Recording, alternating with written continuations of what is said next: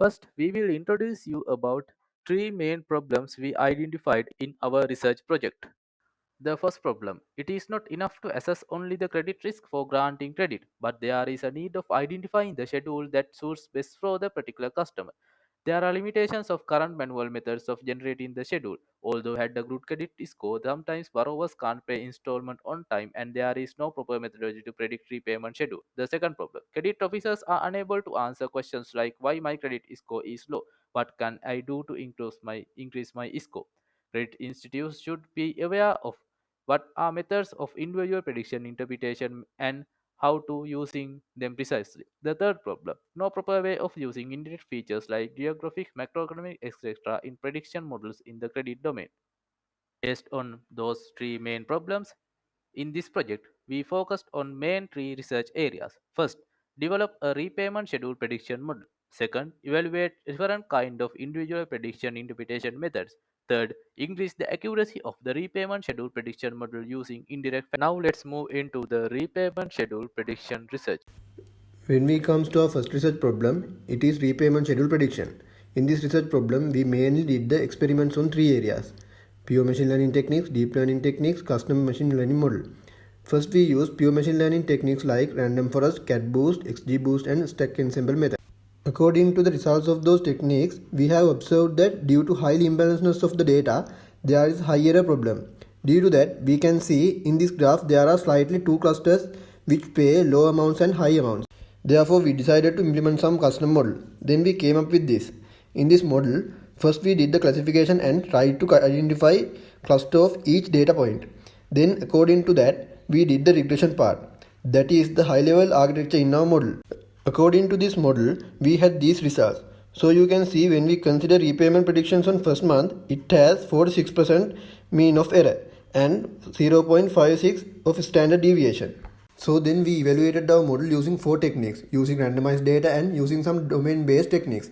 So we can say using our model, financial institutes can mitigate the risks which occur due to debtors' repayment behavior. Now let's move into the individual prediction interpretation method evaluation. Individual prediction interpretation methods evaluation. First of all, let's see what are the methods and how to evaluate, and finally let's talk about results. There are two main categories of individual prediction interpretation methods suitable for the credit domain called feature based methods and counterfactual methods. In feature based methods, there can be seen two subcategories called inherently interpretable and model agnostic. We identify three evaluation metrics called identity separability and correlation identifiability. We get results of identity and separability metrics as percentage values. Random forest shape and dice have leading results values from each category. Plots are generated to analyze methods based on the third metric.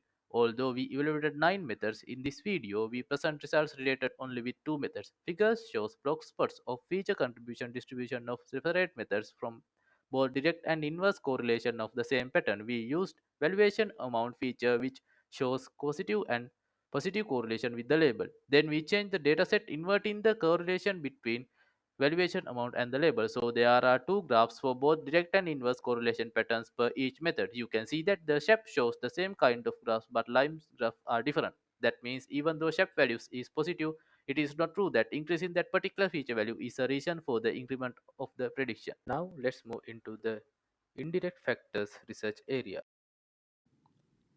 Not only customer-specific factors but also indirect factors such as macroeconomic, demographic can crucially influence the debtor's repayment capability. So we did an analysis on how indirect factors are able to influence the credit repayments. The indirect factors are divided into two parts, which are indirect economic factors and sector-specific factors. These specific factors are collected from CBSL dataset. The main objective of indirect factor analysis was to improve the prediction accuracy of the repayment model. The experiment was carried out on two stages. In the first stage, we consider the indirect factors as a whole. We select a common set of indirect factors that are related to all sectors. Then these indirect factors have been added to the data set of repayment schedule prediction. In the second stage, we consider a different approach which used two indirect factors as a sector-wise. Instead of one common model, this stage is built separate repayment model for each sector. Our evaluation result shows that repayment model with the common factors has a higher error rate than the model with the separate sectors specific factors. There are three major outcomes of our project. First, we came up with a repayment schedule prediction model. Second, we have done a comprehensive evaluation of individual prediction interpretation methods. Third, although we experimented on indirect factors, we couldn't increase the accuracy of the repayment schedule prediction model implemented by us. Thank you.